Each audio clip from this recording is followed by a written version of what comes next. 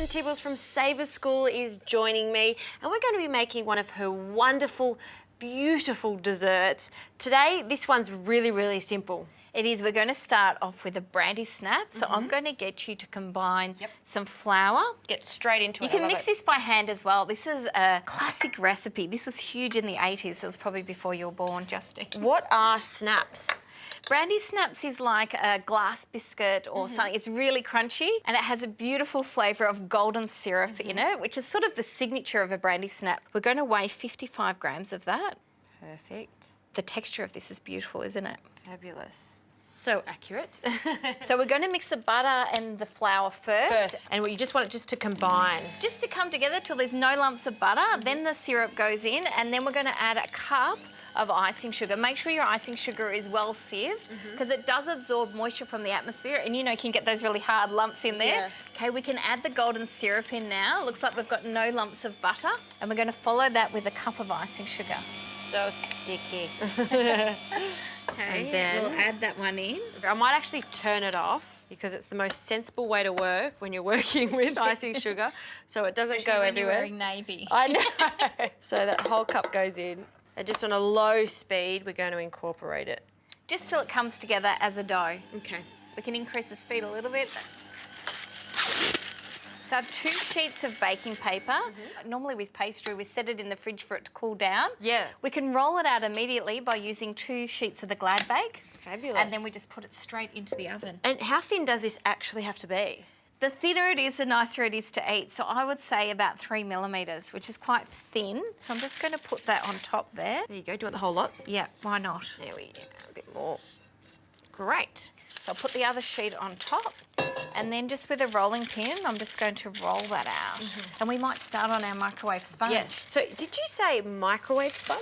Yes. It's one of the secrets that we use in the restaurant industry that is so easy and they use it for everything to garnish dessert, but it tastes beautiful as well. So this is a really great way of making a sponge. Great. What goes in We're first? going to put 2 eggs into the mixer with the castor sugar and the cut and scrape vanilla bean. I have made a sponge once in the microwave before. It was really good, and the thing about it is it's the light aeration that you get. It's almost like clouds. And it's easy to freeze, so you can make it in advance and just pull it out for an hour before you're using it and then break off pieces to use it.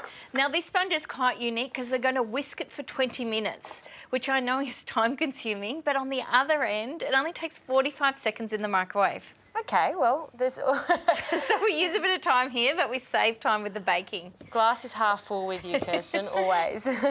Scrape that. All right, well, this is going to go on for 20 minutes so we get lots of air in there. That's going to bake for 10 minutes and then we'll get on to the next stage. Yes.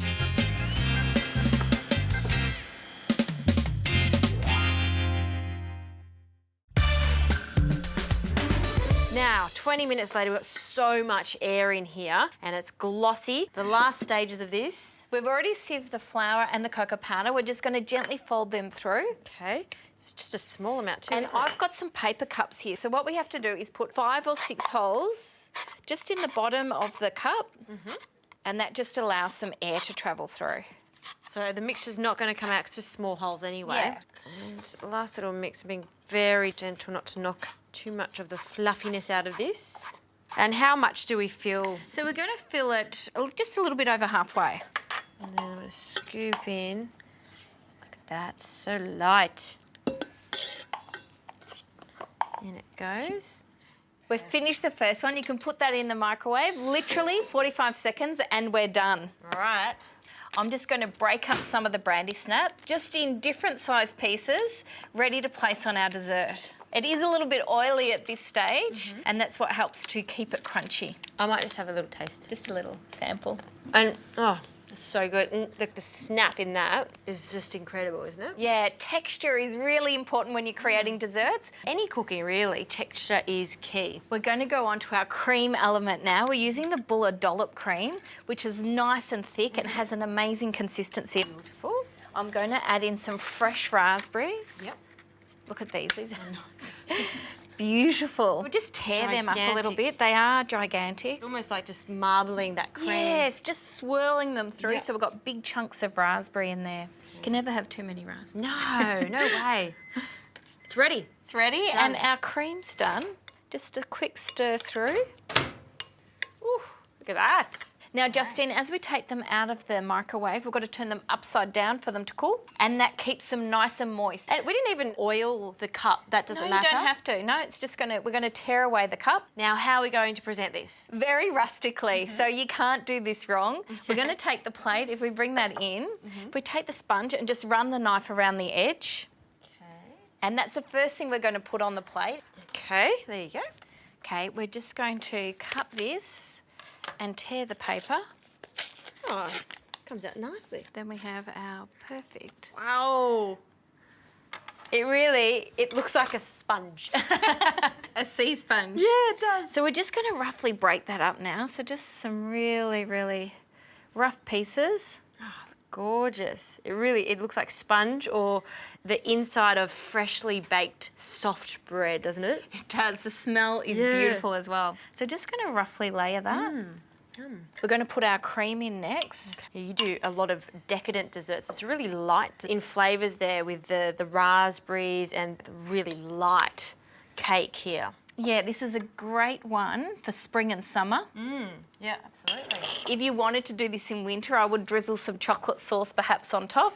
Why not? So then just with our pieces of brandy snap, we're just going to place those in. And it really has firmed up quite a lot when it's cooled down. It won't be hard until it cools down completely. Yeah, so just be patient with it. Leave it on the bench. I've had a chance to have a look at your amazing book, a sneak peek that comes out this year, and your recipes are so simple. It's fantastic.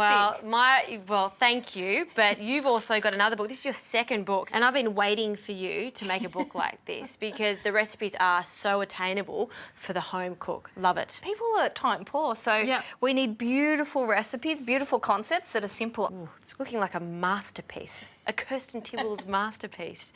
And I can see there's little flowers there too. We've got some lavender. We're just going to take the really centre piece and just put some little lavender flowers there. This is something that most people have access to, is some lavender, and it just gives it a beautiful, pretty finish. And I think we can say that dessert's finished. It's perfect from every single angle.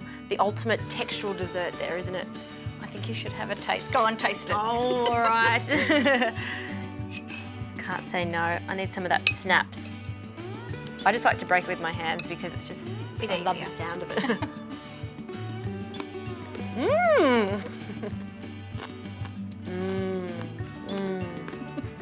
I really love your desserts. Thank you. Oh, just could keep eating it.